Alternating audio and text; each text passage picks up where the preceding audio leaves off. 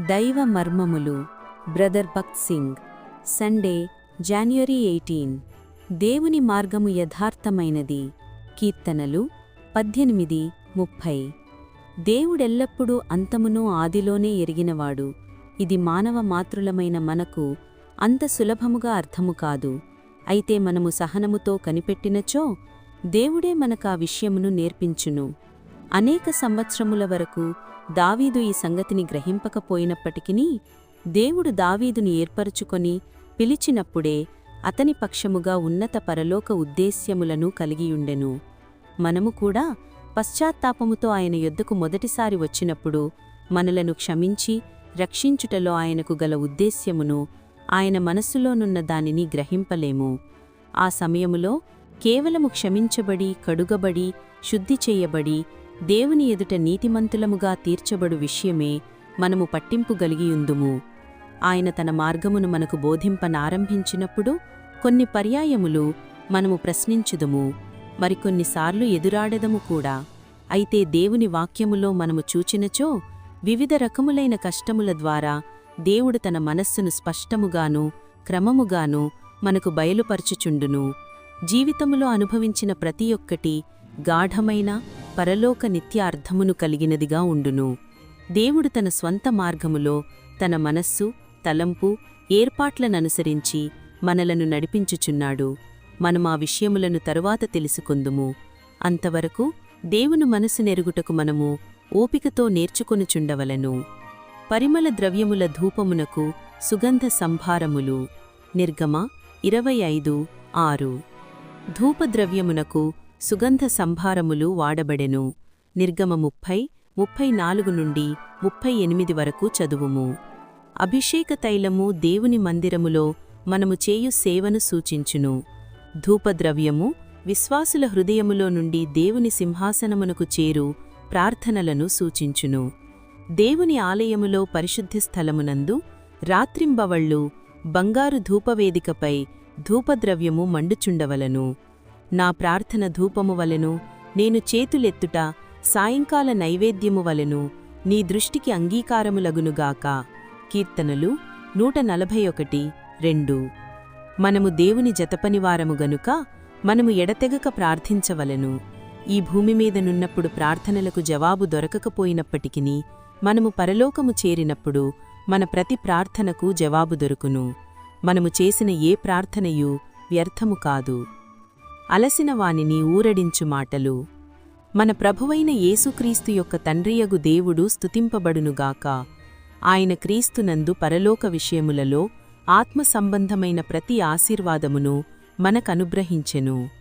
ఇది దేవుని వాక్యమునందలి ప్రశస్తమైన వాగ్దానము. జీవముగల మన దేవుడు నిత్యత్వము నుండి క్రీస్తు యేసునందు పరలోక విషయములలో ఆత్మ సంబంధమైన ప్రతి ఆశీర్వాదమును మనకనుగ్రహింపవలెనను సంకల్పమును కలిగియున్నాడు.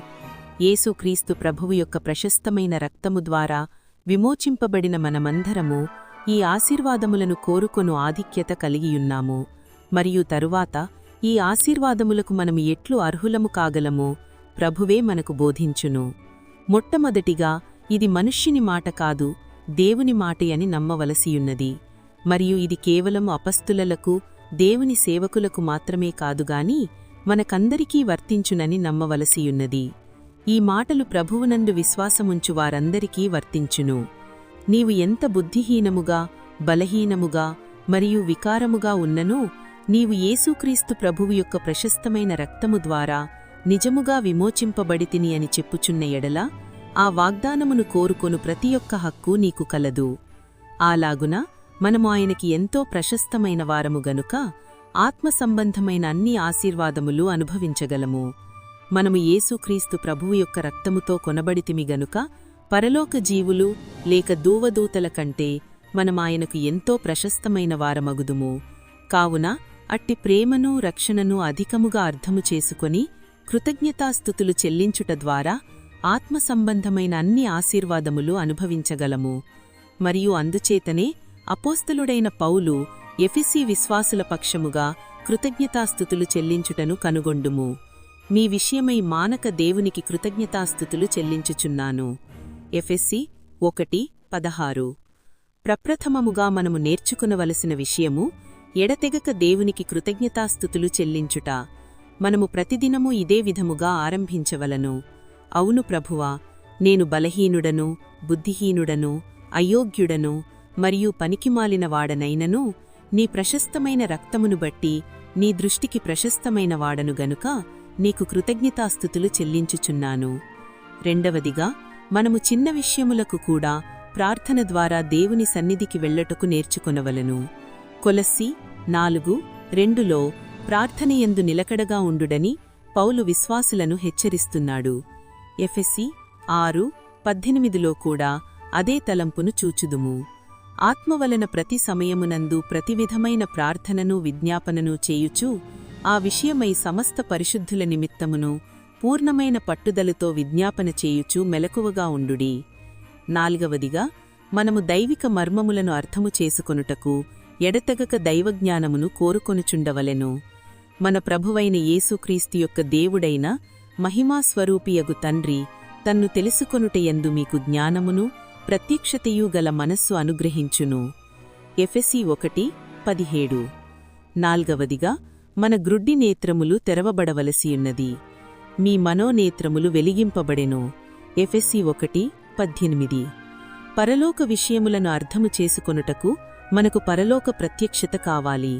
అందుచేతనే మనము ప్రభువా, నీ వాక్యము నుండి ఆశ్చర్యకరమైనవి నేనింకా ఇంకా చూడునట్లు నా కన్నులు తెరవుము అని ప్రార్థించవలను.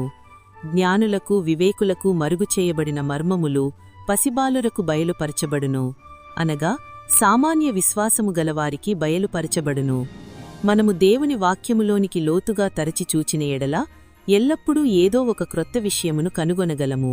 ఇది దేవుని వాక్యమే, కాని మానవుని మాట కాదు. అది ఎంతో లోతైన బంగారు గని వంటిది. మనము దేవుని వాక్యములోనికి ఎంతో లోతుగా వెళ్ళవలెను. అప్పుడు మనము పరలోక విషయములలో ప్రతి ఆశీర్వాదమును అనుభవించగలము.